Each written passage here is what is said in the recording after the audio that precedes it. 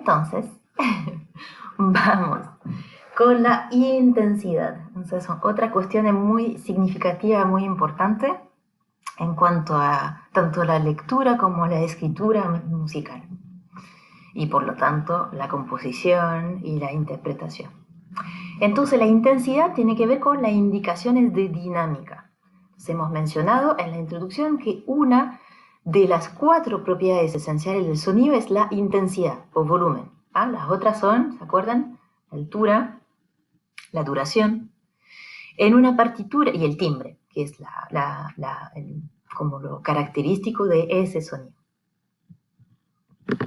En una partitura, las indicaciones de dinámica o indicadores de dinámica, se dice más indicaciones, son las que permiten identificar, interpretar o definir la intensidad de los sonidos. Estas indicaciones, también llamadas matices de expresión, se anotan en una partitura por medio de signos, los cuales a su vez se refieren a palabras en italiano.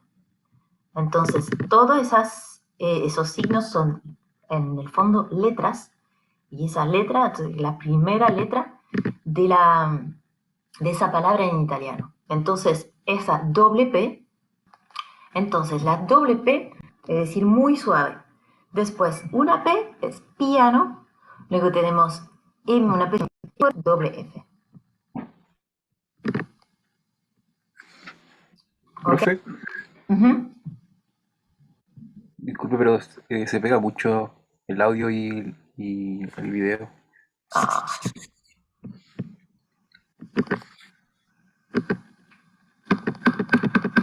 Ok, tengo un problema acá.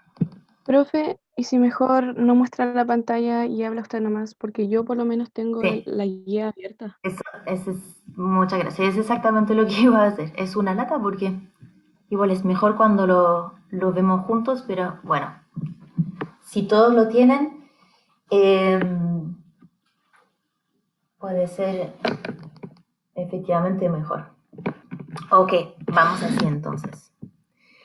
Pianisísimo, incluso existe, es la triple P, entonces es extremadamente suave. Así bien, no es tan frecuente, igual existe, se usa, así que tienen que saber que, que se pone así. En piano, bueno, pianísimo, perdón, la doble P, muy suave, piano suave, mezzo piano, medianamente suave, mezzo forte, medianamente fuerte, eso es la lógica. Después, una sola F es forte, significa fuerte, intenso, fortísimo, muy fuerte. Y luego fortísimo son 3 F.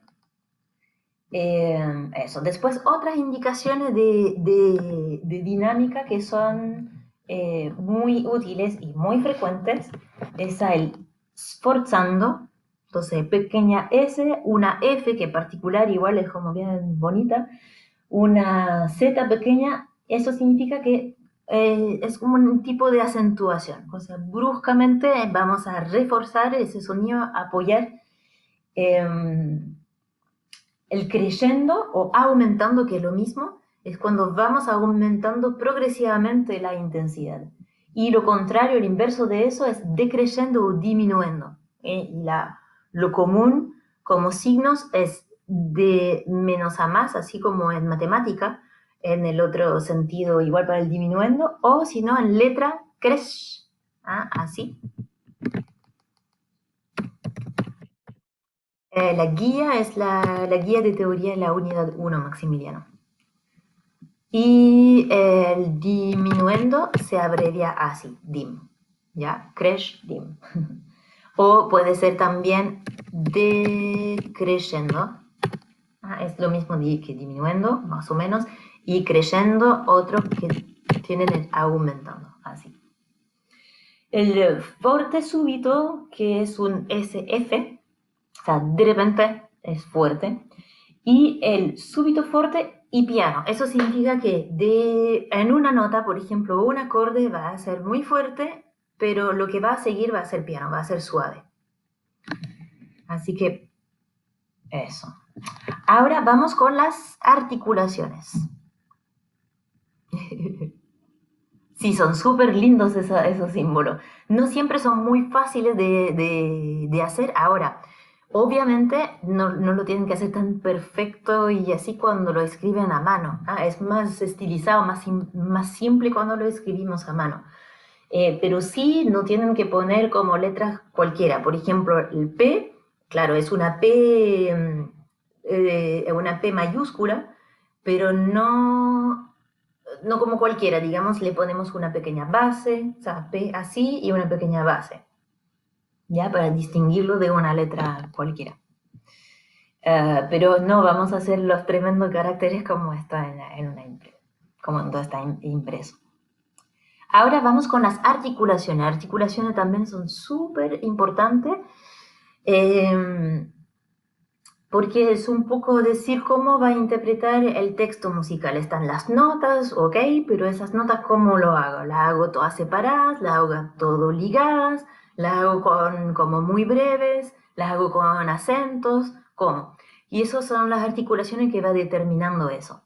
Entonces, ahí justamente la articulación especifica la forma en que las notas se interpretan dentro de una frase o pasaje. Se pueden perfeccionar mediante la combinación de perfeccionar o más detallar, así precisar, mediante la combinación de más de un símbolo por encima o por debajo de una nota. También pueden aparecer en relación con marcas de fraseo.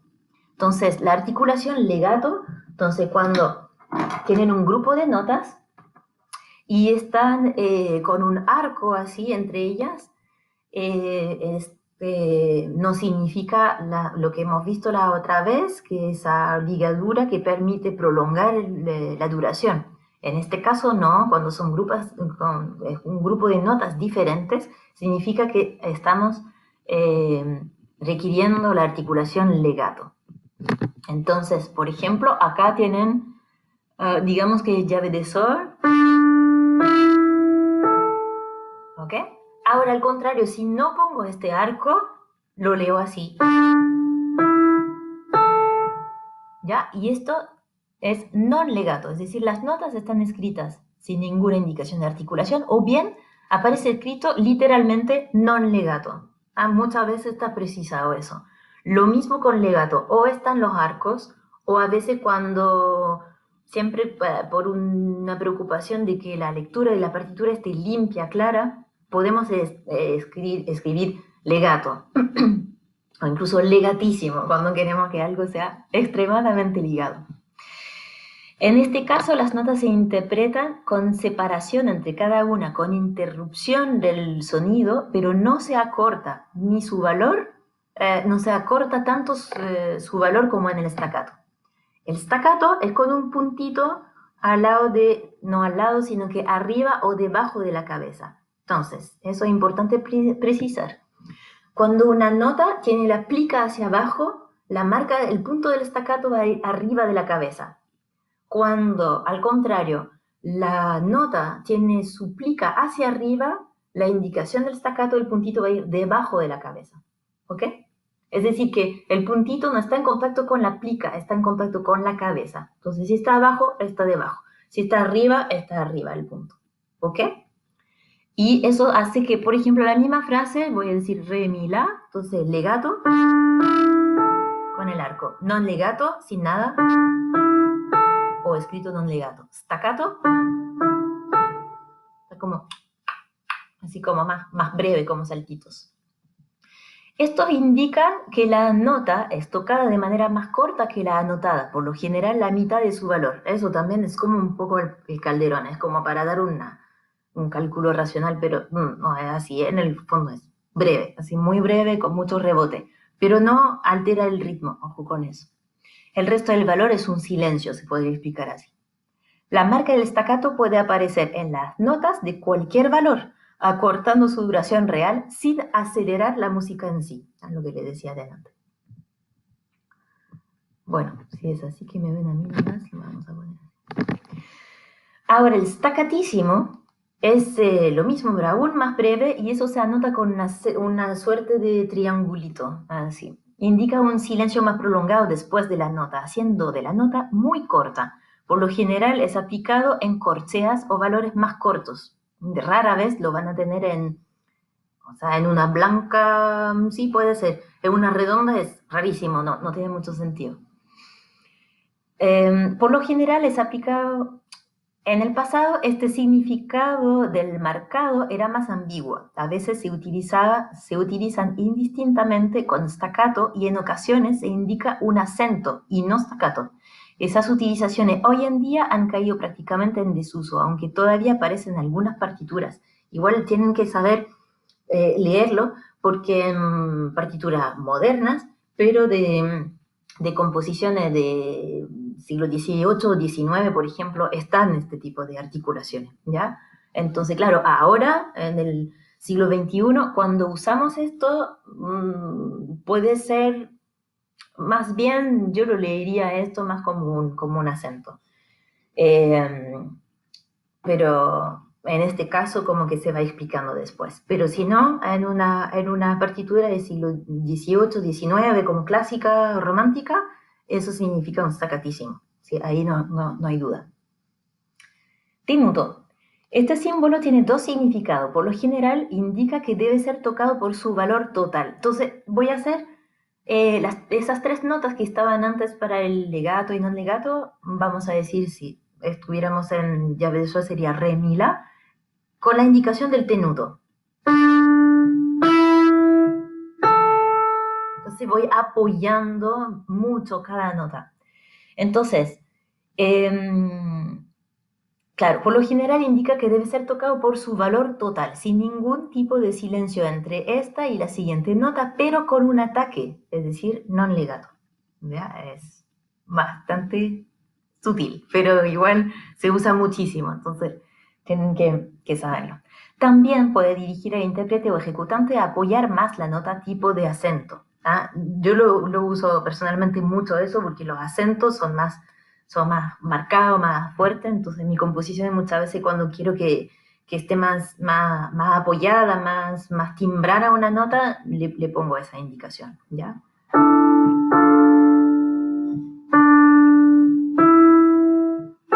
Ya, eso sería un tenuto. Ahora, acento, ahí sí es mucho más marcado, la nota se ejecuta más fuerte y con un ataque más intenso. Ya, eso sería con las tres notas acentuadas. Que cualquier nota sin acentuar puede aparecer en notas de cualquier duración. Eso es importante también. Entonces ahora voy a tocar la primera nota con acento y las otras dos sin. Y todo esto dentro de una articulación legato.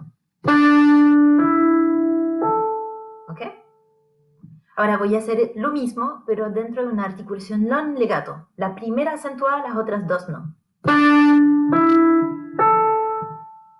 ¿Vale? ¿Escuchan la diferencia? Ahora voy a hacer lo mismo. Ok. Voy a hacer lo mismo, pero en staccato. La primera acentuada, las otras no. ¿Vale? Después, dime Joaquín. Y María también. A ver, Joaquín. Una duda con el acento, porque en el fondo si es que uno tira o está escrito un acorde completo, ¿uno podría acentuar solamente una nota de ese acorde? ¿O sería el acorde completo? Es una muy buena pregunta. Eso depende un poco del contexto, pero... Y depende para qué instrumento también. Si está escrito para guitarra o para piano, si pones un acento con el acorde, generalmente se va a entender como que todo el acorde está acentuado. Ahora, si el contexto es que hay una frase en que hay una melodía que está más marcada y se nota, y están los acordes también entre medio, entonces allí puedes poner algo como marcato il canto, por ejemplo, en italiano o en español, más marcado el canto, y allí tu acento se entenderá como que es de la nota del canto que está más acentuada, ¿me entiendes? Ahí depende del contexto y depende de la posición. Si, por ejemplo, la melodía la hago arriba y los acordes está debajo y mis acentos lo pongo constantemente arriba, se va a entender. Ahora, si lo pones, hay un montón de acordes, no hay una melodía precisamente que se destaca dentro del mismo pentagrama, y ahí pones un acento en uno, por ejemplo, ahí es todo el acorde que va a ser acentuado. Pero no se va a poner no sé, hay 4 notas, no va a poner 4 acentos. No, efectivamente es uno solo para el acorde. Claro, pero en el caso hipotético de que yo mayor, por ejemplo, quiera acentuar el mi, podría... ¿En un acorde de qué? Perdón, no te entendí esa parte, no te escuché. Un acorde de do mayor, yo quisiera acentuar la tercera, o sea,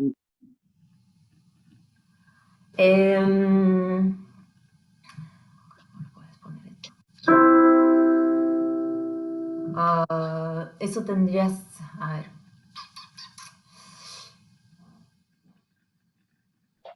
Depende, si es para piano es más fácil porque lo puedes distribuir entre los 2 pentagramas y así hacer resaltar la nota mi. claro, Si es para guitarra es más complejo porque está todo, es difícil la escritura para como bloque. por eso justamente, porque está todo en un solo pentagrama.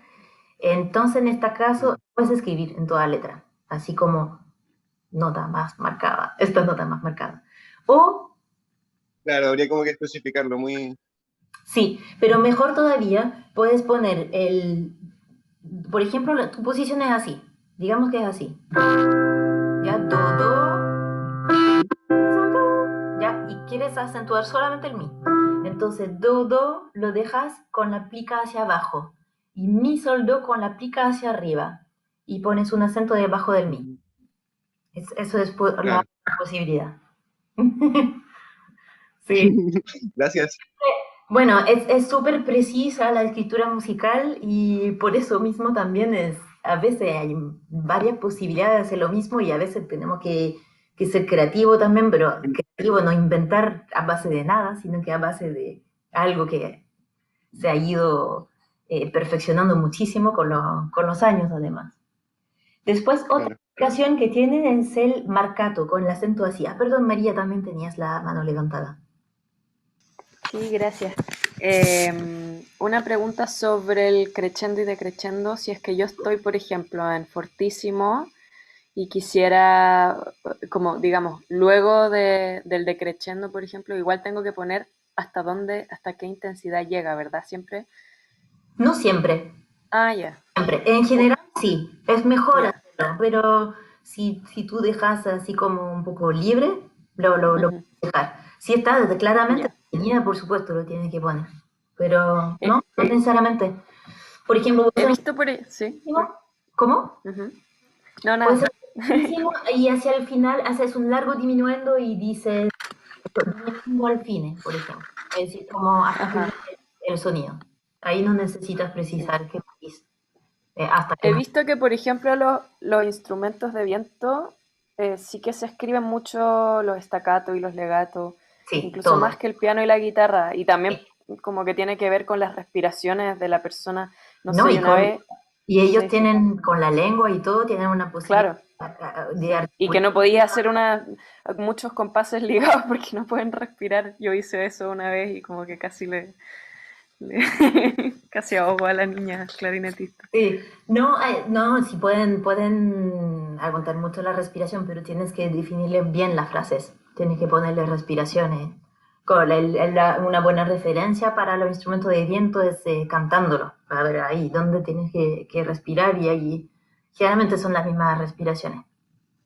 Sí. Y sobre la pregunta anterior, yo creo al menos lo que más he visto, al menos para la guitarra y para el piano, hacer inversiones de los acordes, porque igual es raro resaltar una nota que está entre medio, generalmente uno resalta la melodía que va abajo, arriba.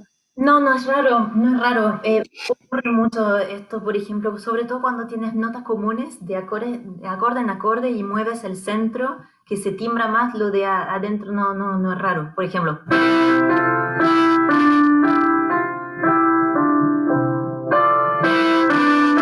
Movimiento paralelos, pero igual estoy haciendo resaltar más con mi pulgar.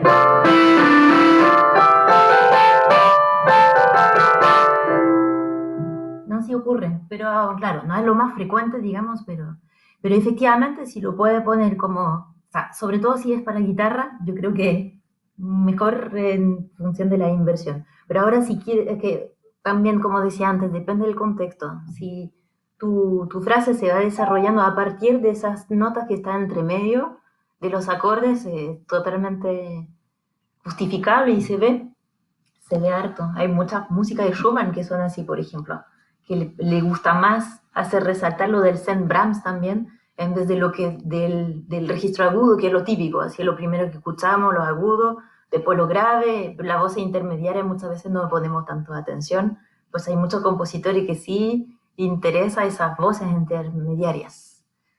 Que compositores de ahora también como Ola Gaylo o Arvo Pärt hace mucho eso también, hace muchas napas así sonoras, muchos sonidos que se mantienen un montón y a las voces entre medio, o como dentro de la armonía que van cambiando. Así que sí puede ser. Ligadura de expresión. Indica que las dos notas deben tocarse de manera ininterrumpida, que deben conectarse en una misma frase. Las ligaduras de expresión son similares en la apariencia. Ojo con eso. Una ligadura une siempre dos notas adyacentes de la misma altura. Eso es lo que vimos en ritmo. Mientras que una ligadura de expresión puede unirse a cualquier número de nota de diferentes alturas. Y es muy parecido esto a marca de fraseo. Es similar a la ligadura de expresión, salvo que la marca de fraseo contiene todas las notas de la frase. Arco en la parte superior de las notas en el ejemplo. Entonces, le voy a hacer una pequeña frase donde hago como esas dos notas que están puestas, digamos que es re, la, si la leemos en llave de sol, y en piano llamamos eso fraseo por dos. Puedo dar lo mismo, son dos. ¿Ya? Entonces ahora hago otras cosas antes y hago otras cosas después.